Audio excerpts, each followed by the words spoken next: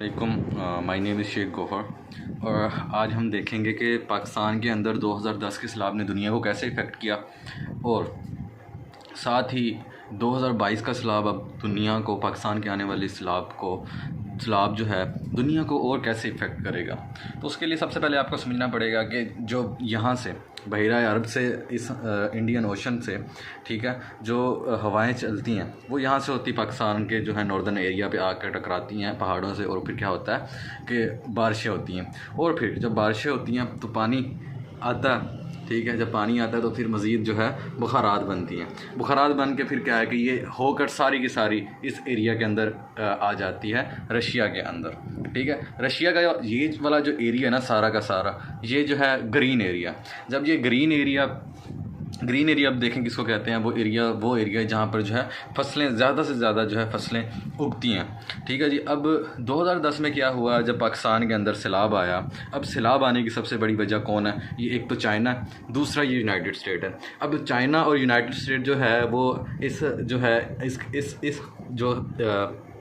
Pacific ocean है, ठीक है, उसके अंदर क्या करते हैं, अपना कचरा जो है, जितना भी ज़्यादा कचरा है और सारा कुछ जो है पैसिफिक ओशन में इधर से चाइना फेंक देता है। इधर से क्या है कि सारा का सारा जो है अपना कचरा, जितना भी गंद है, वो क्या करता है कि यूनाइटेड स्टेट ऑफ अमेरिका, ठीक है, अपना सारा पैसिफिक ओशन के अंदर फेंक देता है। जब वो पैसिफिक ओशन के अंदर आता है तो इसका जो है टेम्परेचर, पानी का टेम्परेचर जो है राइज़ हो जाता है। जब पानी का टेम्परेचर राइज़ होता है तो ये क्या है कि वो टेम्परेचर वाला पानी जो है पैसिफिक ओशन से गुजर कर इंडियन ओशन में आ जाता है, ठीक है जी।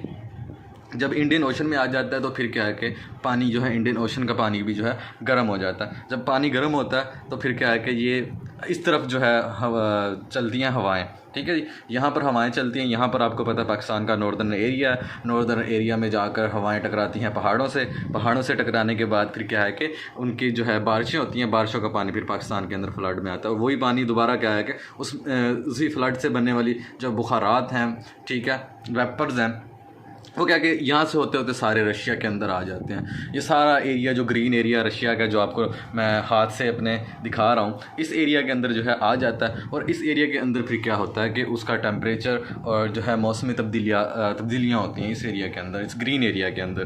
तो इस ग्रीन एरिया के अंदर जब तब्दीलियाँ होती हैं तो फिर क्या है कि उनकी जो फसलें हैं वो अच्छी तरीके से नहीं हो पाती, जिस तरीके से होने चाहिए, उन पर बहुत ज़्यादा इफ़ेक्ट पड़ता है। और सेकेंड थिंग कि जो रशिया है ये दुनिया का सबसे बड़ा ग्रीन एक्सपोर्टर है। 2010 में क्या हुआ था कि रशिया ने ऐलान कर दिया था, पुतिन ने जो है ऐलान किया था कि बैन लगा दिया था ग्रीन की एक्सपोर्ट पर।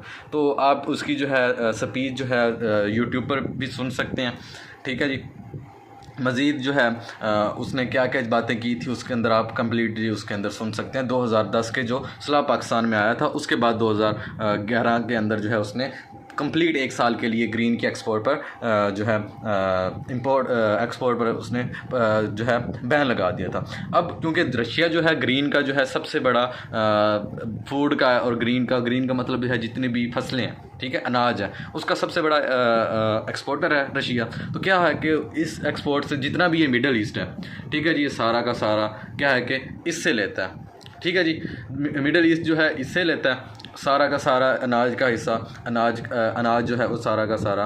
तो फिर क्या हुआ कि जिस साल जो है अनाज 2011 के अंदर रशिया ने एक्सपोर्ट बैन लगाया ग्रीन के ऊपर, तो मिडल ईस्ट के पास जो है वो चीज़ ना आ सकी, क्योंकि यहाँ पर तो सारा सहरा है मिडल ईस्ट के अंदर, ठीक है। सहरा होने की वजह से फिर यहाँ पर फसलें नहीं उगेंगी तो फिर उनके पास ग्रीन नहीं होगी, खा नहीं सकेंगे, फूड नहीं होगा, तो इन पर जो है फूड क्राइसिस आ गए, ठीक है। और बहुत कुछ हुआ, हुकूमतें चेंज हुई, ठीक है। इस पर मज़ीद इंशाल्लाह ताला एक और वीडियो बनाऊंगा कि वो कैसे हुकूमतें कौन कौन सी कंट्रीज़ की मिडल ईस्ट के अंदर चेंज हुई, कौन कौन से मसले मसाइल हुए।